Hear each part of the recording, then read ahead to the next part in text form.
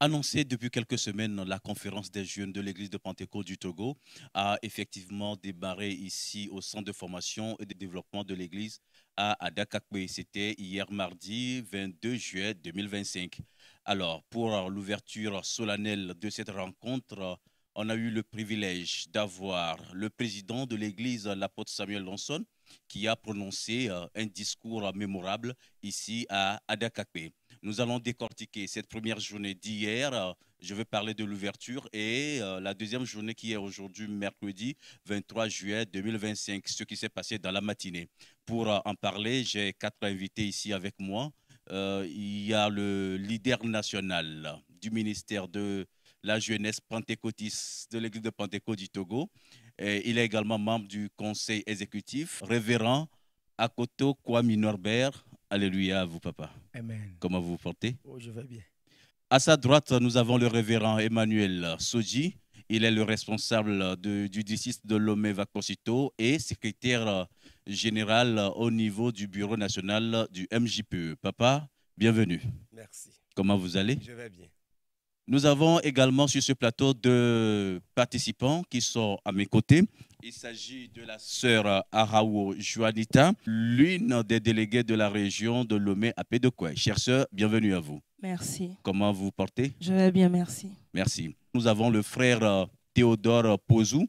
Il nous vient en tant que délégué de la région de Kara Tomde. J'ai envie de vous parler Kavier Taldeo. Yo. Comment vous allez? Ça va très bien. Merci beaucoup. Alors, comme je vous l'ai dit tout à l'heure, l'ouverture officielle de cette rencontre a été présidée par le président de l'Église. Nous vous invitons à suivre cet extrait de son discours.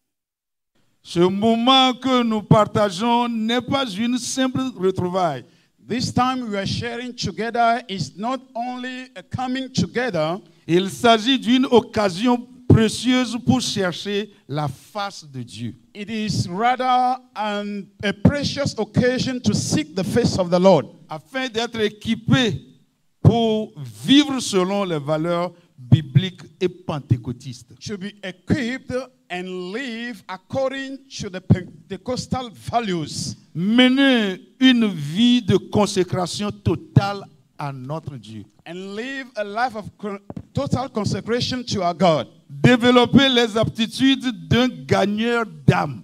And to develop the aptitude of reaching out souls. Cultiver des attitudes qui favorisent la paix et la cohésion spirituelle et sociale. And cultivate attitude that brings peace and social life. Nous aurons l'opportunité d'écouter des enseignements inspirants. We will have the privilege to hear teachings, de partager nos expériences, to share our experiences, et de prier ensemble. And pray together.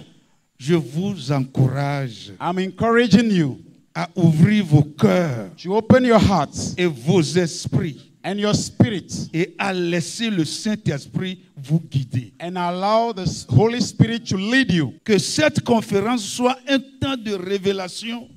May this conference be a time of revelation, un temps de transformation, a time of transformation, un temps d'engagement renouvelé pour chacun d'entre nous. A time of renewal of commitment to our God. De retour sur ce plateau, nous allons nous tourner vers le leader national du MJPE, Papa Akoto. En quelques mots, vous allez nous rappeler les grands objectifs de cette rencontre. Merci beaucoup, monsieur le journaliste. D'abord, nous remercions le Seigneur qui a permis cette rencontre. Et nous remercions également le président d'où est venue l'inspiration qui a concouru à cette grande conférence nationale et du ministère de la jeunesse de l'église de Pentecôte du Togo. Que le nom de Dieu soit loué. Et l'objectif, en quelques mots, de cette conférence, bien pour cette conférence, c'est d'outiller les jeunes. Et nous voulons avoir au sein de notre église une jeunesse transformée. Une jeunesse dont l'intelligence est renouvelée. Une jeunesse qui va se consacrer. Une jeunesse qui va manifester les vertus chrétiennes telles que le thème de cette année 2025 au sein de notre église nous le demande. Merci. Merci beaucoup. Alors, pour cette conférence, rassurez-vous, nous avons des invités internationaux. Nous avons des invités qui nous sont venus du Ghana, c'est-à-dire la maison mère même de notre église. Il s'agit de l'apôtre Dr Enga Ebenezer. Il est le directeur international de la jeunesse de l'église de Pentecôte. Il est donc à la tête d'une délégation de 4 personnes, composée notamment du pasteur Philippe Pascal Assiedou, du chargé des réseaux sociaux de l'église de Pentecôte et d'un ancien de l'église. Ça a commencé hier, comme je l'avais dit, avec une première présentation ou bien un premier enseignement venant du directeur international chargé de la jeunesse et son message apporté sur une partie du thème de cette conférence qui est bâtir l'Église dans la connaissance de Christ et les vertus chrétiennes. Donc son message s'est basé sur la connaissance de Christ et il a même fait un appel à croître dans la connaissance de Christ. Pasteur Assoudi, que peut-on retenir de cet enseignement fait par l'apôtre Dr Ebenezer? Merci. Par rapport à son message d'introduction hier, il a lancé cet appel à la connaissance. Il faut que nous connaissons Dieu. Bâtir l'Église dans la connaissance de Christ et les vertus chrétiennes est le thème de l'année de l'église de Pentecôte du Togo, bien sûr. Et c'est sur ces principes, ce thème, que se base encore le thème de cette rencontre des conférences des jeunes. Il interpelle tous les participants à connaître Dieu, à chercher à connaître Dieu. Et si on ne le connaît pas, on ne peut pas avancer. On risque d'être stationnaire ou bien stagnante. Donc il a interpellé tous les participants à connaître Dieu. Et dans son développement, il s'est axé sur beaucoup de points qui nous interpellent beaucoup. Merci beaucoup. Merci beaucoup, Pasteur Sodi. Je vous invite à suivre également un extrait de l'apôtre Dr Ebenezer et nous revenons. I'm putting the message into 2 parts. The first one, or the first part. Je divise le message en 2 parties. Le premier point, I'll be talking on the call to increase in knowledge of the Lord Jesus Christ. l'appel de croître dans la connaissance de Jésus-Christ. But the Bible teaches that Et la Bible enseigne every Christian is to grow in their knowledge of the Lord Jesus Christ. tout chrétien doit croître dans la connaissance de Jésus-Christ. And as I've read to you already, Apostle Peter and Apostle Paul Et comme je l'ai lu tantôt, l'apôtre Pierre et l'apôtre Paul especially emphasize this truth.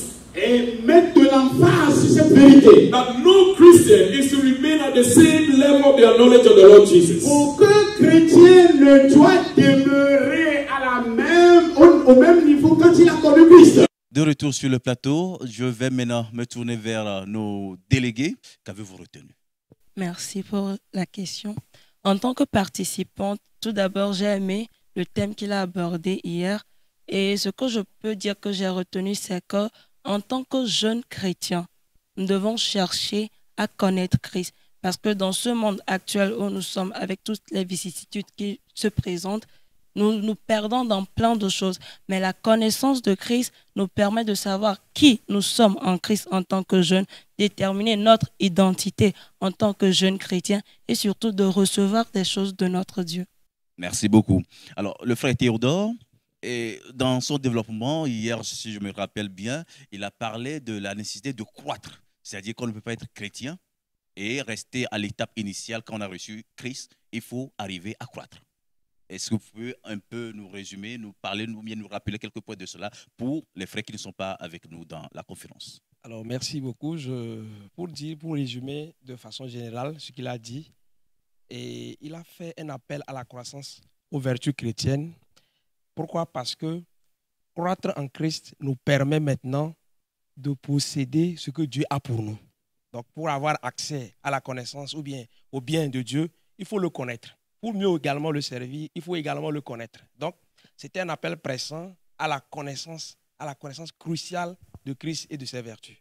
Leader, croître spirituellement, croître en tant que chrétien, croître surtout en tant que jeune chrétien, quel intérêt pour l'Église?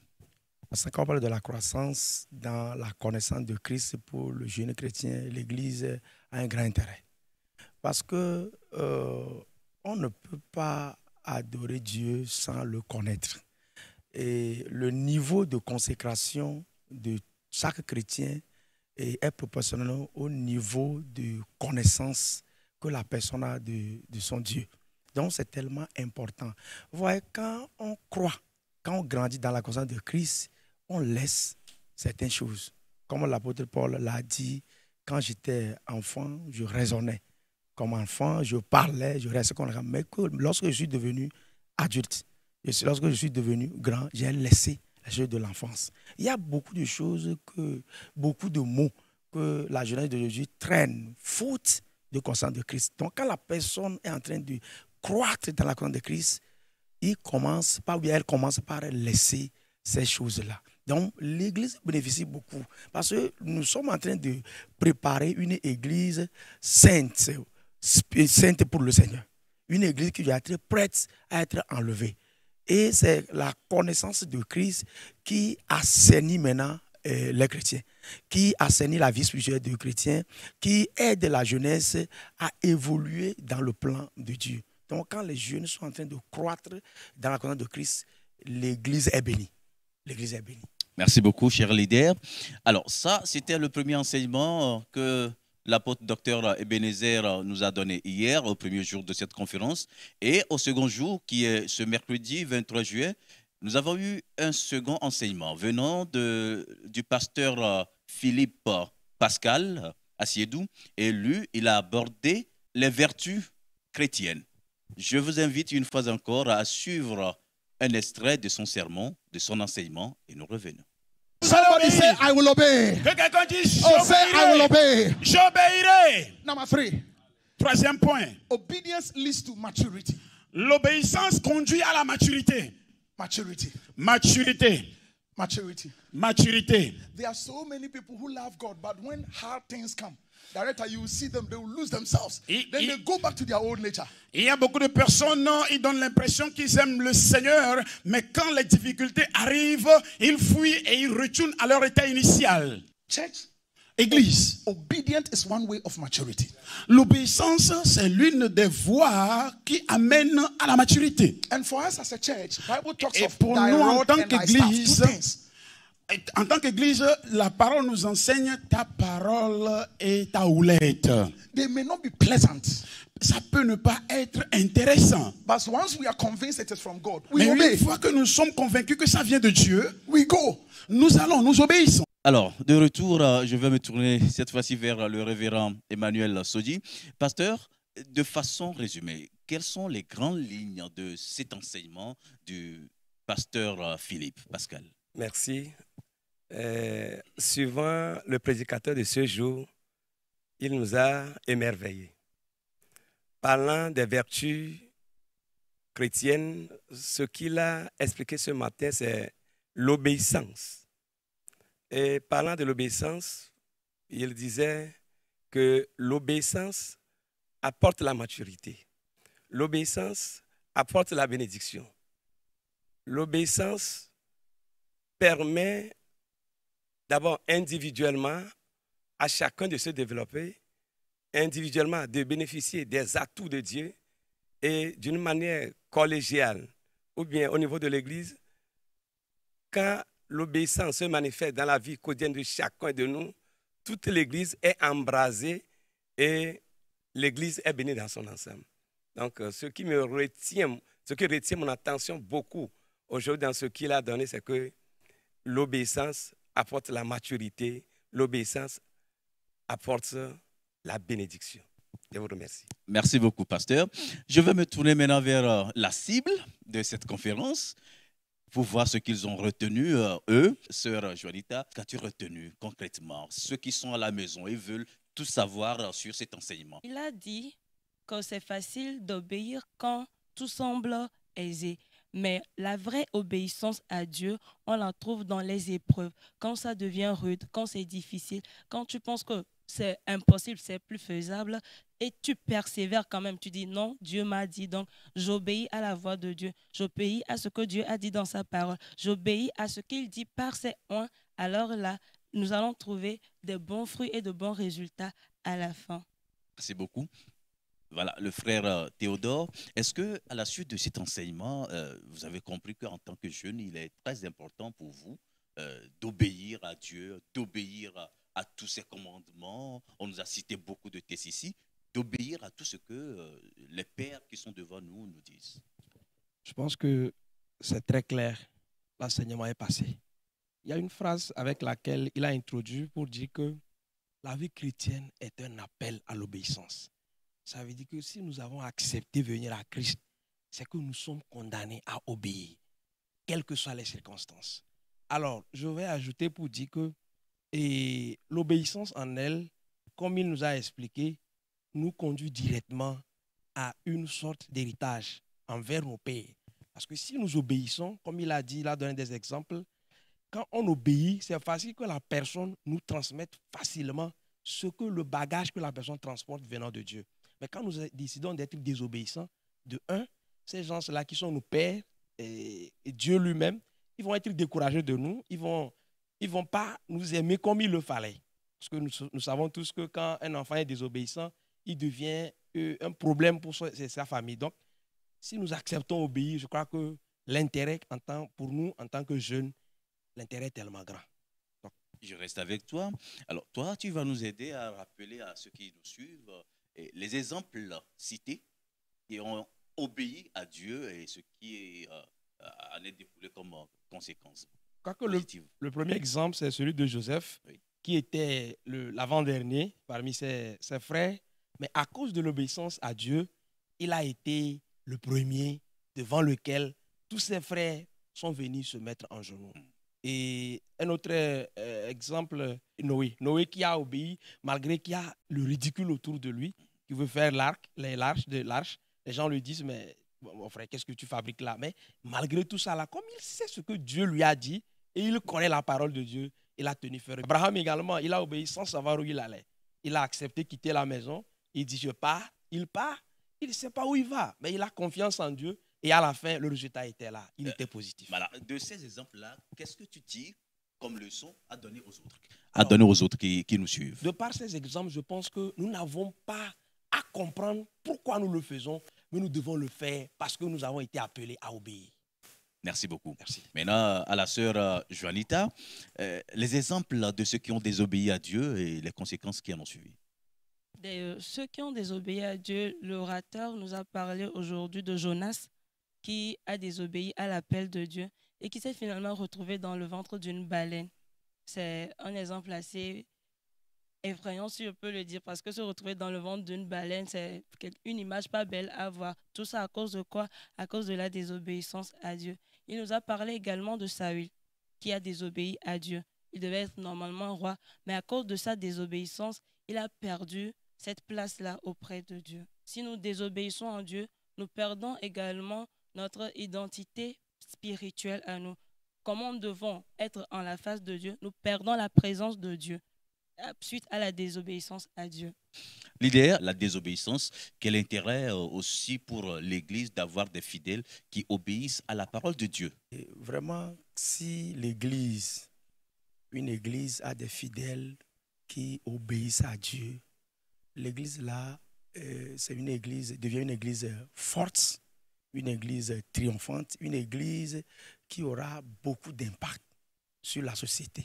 Parce que c'est tellement important. Puisque l'orateur, à quelque part, il a dit aussi que l'obéissance attire la présence de Dieu. Tandis que la désobéissance chasse la présence de Dieu. Si la présence de Dieu est là, c'est que tout est là. Mais si un peuple, ou bien une nation, ou bien une église perd la présence de Dieu, c'est que tout peut s'infiltrer.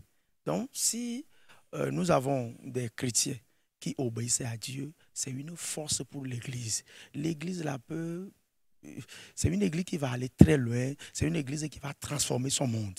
Voilà. Merci beaucoup.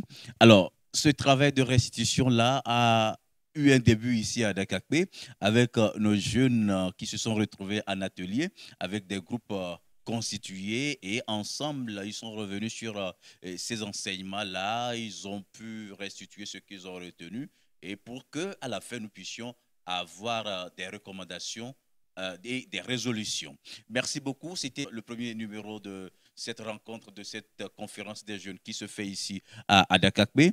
Et nous avons pris sur nous de faire ce genre d'émission pour vous permettre, vous qui n'êtes pas là, d'être ici, de nous suivre et de savoir ce qui se passe exactement. Chers leaders, pour la suite, qu'est-ce qui est prévu? Oui, il y a beaucoup de thématiques qui seront développées la suite. Ce soir aussi, il y aura tout à l'heure, à partir de 15h30, il y aura un enseignement. Après, à partir de 19h aussi, il y en aura. Donc, toute la conférence sera menée par des enseignements poignants pour la transformation de la jeunesse. Et tout dans ceci tout son entièreté. en jeûne et prière. En jeûne et prière, bien sûr. Parce que l'orateur d'hier, quand il parlait de...